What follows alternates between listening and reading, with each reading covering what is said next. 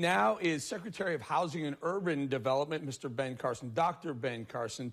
Dr. Carson, thank you so much. Let's talk about the unrest, the civil unrest that's going on in the country right now.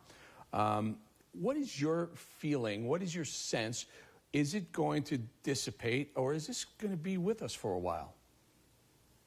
Well, I suspect it's going to dissipate.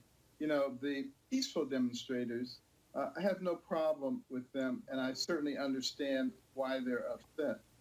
It's the people who are taking advantage of the situation, hiding behind the peaceful demonstrators to wreak havoc on our society, as they always do, and they take advantage of these kinds of situations. That's where the problem lies.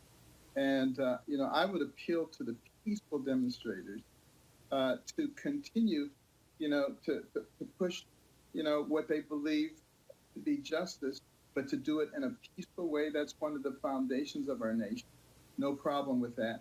One of the greatest American citizens, Dr. Martin Luther King, was able to bring about enormous social change through peaceful protest. But there's never been a situation where violent destruction has been useful in the long run. Dr. Carson, you work for President Trump. We've both known him for a long time. What is your sense? You know, a lot of these protests are striking out. They're angry at President Trump. A lot of graffiti that's being sprayed on the walls are calling out Trump with some nasty things. What is your sense of President Trump, how he's handling the situation? And let's be frank, do you think he is racist? Well, I definitely don't think he's racist. I mean, here's a man who worked very hard when he was in New York City, received an award from Jesse Jackson for the tremendous economic input to the Black community. When he moved to Palm Beach, was one of the people out in front in terms of integrating the clubs. That's not the action of a racist. Was finally able to get, you know, some criminal justice reform done. That's not the action of a racist. Created the opportunity zones so that there would be an incentive for people to invest unrealized capital gains in areas that were economically deprived. Brought HBCU unit to the White House. They're getting twice as much money as they've ever had before. And, you know, these are not the actions of a racist person, but there's a narrative. And very frequently, you know, they create these narratives for a purpose. I remember when I first got into office, the narrative was that he wants to cut funding for poor people, but he wants to buy expensive dining room furniture. What a bunch of crap. Wasn't true at all. Investigation ended up costing the taxpayers $1 million. They found absolutely no culpability whatsoever. This furniture was never bought. And but do they talk about that? No. Before they were saying, you should resign. He's a horrible person. And now when nothing's found, oh, cricket. You know, because they have these narratives, and they have a narrative that Donald Trump is a racist. He's not a racist by any stretch of the imagination. But I do think he is paying very careful attention to what's going on. And I think he will demonstrate that he does understand some of the emotions that are going on, but he also will make it very clear that we are not going to disintegrate into complete anarchy.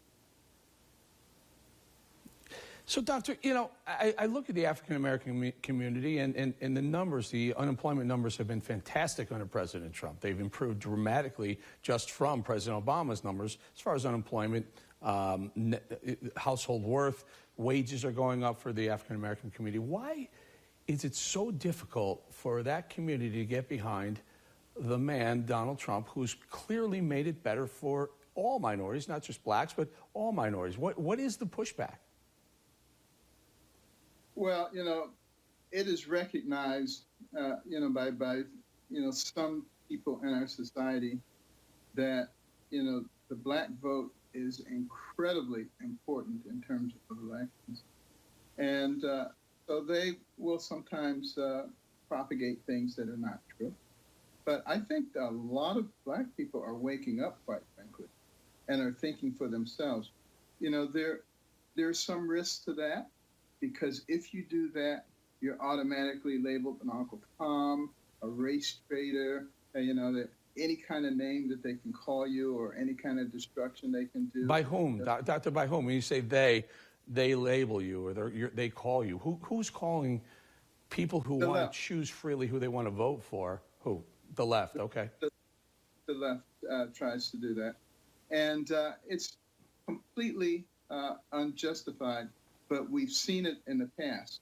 Even in the days of slavery, if you ran away and they caught you, instead of killing you, they brought you back in front of everybody and just tortured you and punished you, so as to say, don't you dare think about doing the same thing. So, we have sort of a modern version of that going on now. But, people of all races are brave. And there are some who are brave enough to think for themselves, and that number is increasing dramatically. And all of these efforts are not going to stop that. But, what we have to really start recognizing is people are people. It's not your skin color that makes you who you are. It's your brain who makes you are. Let's start thinking for ourselves. You know what, Dr. Carson, those are sound words, and my audience appreciates that, and I wholeheartedly agree with everything you just said there. Dr. Ben Carson, thank you very much for your time, sir.